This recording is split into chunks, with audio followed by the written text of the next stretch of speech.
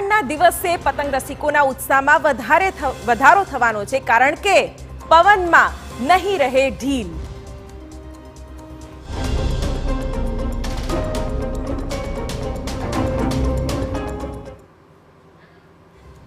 ઉત્તરાયણને હવે માત્ર એક જ દિવસ બાકી છે, ત્યારે પતંગ રસિયાઓ માટે ખૂબ જ સારા સમાચાર છે।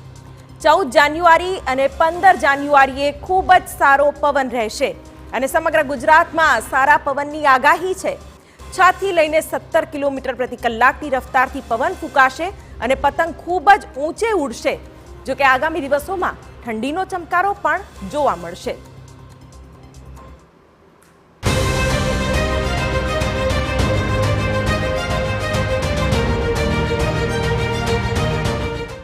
ગુજરાતમાં ઠંડીનો કહેર।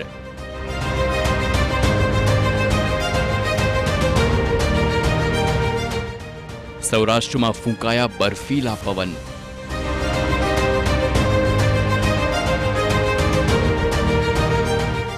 અડતાલીસ કલાક રહેશે ઠંડીનો ચમકારો।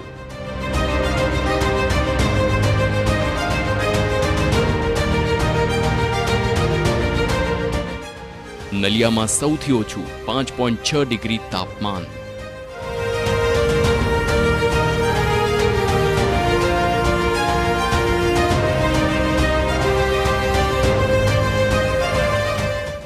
ગુજરાતમાં 2 થી 3 દિવસના ઠંડીમાંથી વિરામ બાદ ફરી એક વખત ઠંડીનું જોર વધ્યું છે।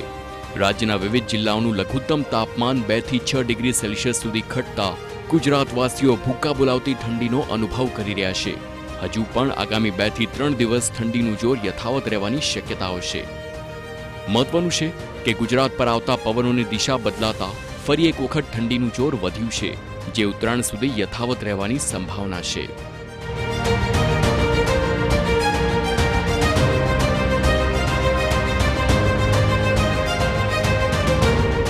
હવામાન વિભાગની આગાહી મુજબ ગુજરાતમાં લઘુત્તમ તાપમાનમાં ઘટાડો નોંધાયો છે। ખાસ કરીને સૌરાષ્ટ્ર કચ્છના કેટલાક જિલ્લાઓમાં ફક્ત 24 જ કલાકમાં લઘુત્તમ તાપમાનમાં 5 થી 6 ડિગ્રી સેલ્સિયસનો ઘટાડો આવ્યો છે, જેથી વાતાવરણમાં એકાએક ઠંડક પ્રસરી છે। આ ઉપરાંત ઉત્તર મધ્ય અને દક્ષિણ ગુજરાતના ભાગોમાં પણ લઘુત્તમ તાપમાનમાં 2 થી 4 ડિગ્રી સેલ્સિયસનો ઘટાડો આવ્યો છે। વેસ્ટર્ન ડિસ્ટર્બન્સની અસરો પૂર્ણ થતા ફરી એક વખત લઘુત્તમ તાપમાન ગગડ્યું છે। આ ઉપરાંત હાલમાં ગુજરાત ઉપર ઉત્તર તથા ઉત્તર પૂર્વ દિશા તરફથી હિમવર્ષા થયા બાદના આ ઠંડા બર્ફીલા પવનો ગુજરાત તરફ આવી રહ્યા છે, જેથી તાપમાનમાં ઘટાડો આવી રહ્યો છે। છેલ્લા 24 કલાકમાં ગુજરાતમાં સૌથી ઓછું 5.6 ડિગ્રી સેલ્સિયસ લઘુત્તમ તાપમાન નલિયામાં નોંધાયું હતું। મહત્વનું છે કે નલિયામાં ફક્ત 24 જ કલાકમાં લઘુત્તમ તાપમાનમાં 6 ડિગ્રી સેલ્સિયસનો ઘટાડો નોંધાયો।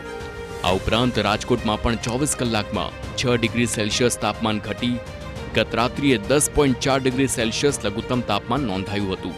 આ ઉપરાંત અમરેલી અને પોરબંદરમાં 11 ડિગ્રી સેલ્સિયસ કરતાં ઓછું લઘુત્તમ તાપમાન નોંધાયું હતું, જ્યારે રાજ્યના અન્ય 3 મહાનગરોમાં પણ લઘુત્તમ તાપમાનમાં 3 ડિગ્રી સેલ્સિયસ સુધીનો ઘટાડો નોંધાયો।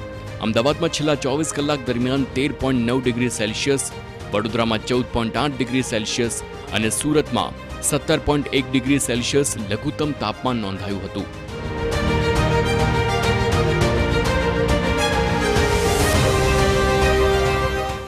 પતંગ રસિયાઓ માટે ખુશ ખબર।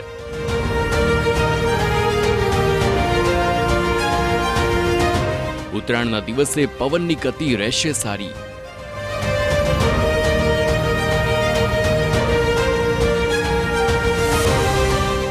સત્તર કિલોમીટર પ્રતિ કલાકની પવનની ગતિ રહેશે।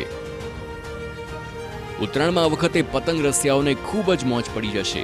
સમગ્ર ગુજરાતમાં ઉત્તરાયણે ખૂબ જ સારો પવન જોવા મળશે।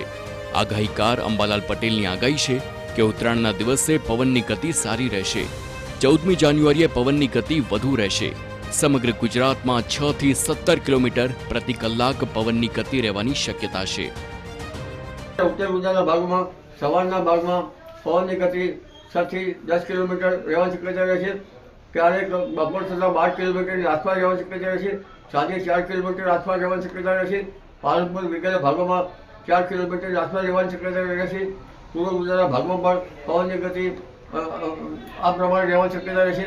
કચ્છના ભાગમાં પવનની ગતિ કંઈક અંશે 6 થી 10 કિલોમીટર અને અન્ય ભાગમાં પવનની ગતિ થોડી વધુ રહી શકે છે. આગાહીકાર પરેશ ગોસ્વામીની પણ આગાહી છે કે ઉત્તરાયણે આ વખતે પવન ખૂબ જ સારો રહેશે, જેથી પતંગ ઉડાવવામાં ખૂબ જ મજા આવશે. જે 14 જાન્યુઆરી છે, 14 જાન્યુઆરી 2025 અને એની અંદર જે મકર સંક્રાંતિનો પર્વ આવી રહ્યો છે, તો મકર સંક્રાંતિના દિવસે ઘણા વર્ષ પછી સૌ પ્રથમ વખત એવું બનવા જઈ રહ્યું છે કે પવનની સ્પીડ અને પવનની દિશા છે એ ગુજરાત માટે ખૂબ અનુકૂળ રહેશે. સામાન્ય રીતે જોવા જઈએ તો ગુજરાતભરની અંદર વાતાવરણ છે એ ચોખ્ખું રહેશે. આકાશની અંદર કોઈ મોટા વાદળછાયું વાતાવરણ થાય કે મોટો હવામાનમાં પલટો આવે તેવી સંભાવનાઓ નથી. 14 જાન્યુઆરીના રોજ મોટાભાગના વિસ્તારની અંદર આકાશ ખુલ્લું હશે, જેમાં ઉત્તર ગુજરાત હોય, મધ્ય ગુજરાત હોય, કચ્છ હોય, સૌરાષ્ટ્ર હોય કે દક્ષિણ ગુજરાત હોય, તમામ ભાગોની અંદર આકાશ છે એ ચોખ્ખું રહેશે. તાપમાન છે એ નોર્મલ નજીક આસપાસ જોવા મળે તેવી શક્યતાઓ છે. આમ ઠંડીના ચમકારા સાથે ગુજરાત ઉત્તરાયણની મોજ માણશે. હાલ ઉત્તર ભારતમાં હિમવર્ષા અને કમોસમી વરસાદ વરસી રહ્યો છે, જેના કારણે આગામી દિવસોમાં ગુજરાતના વાતાવરણમાં પણ તેની અસર જોવા મળશે.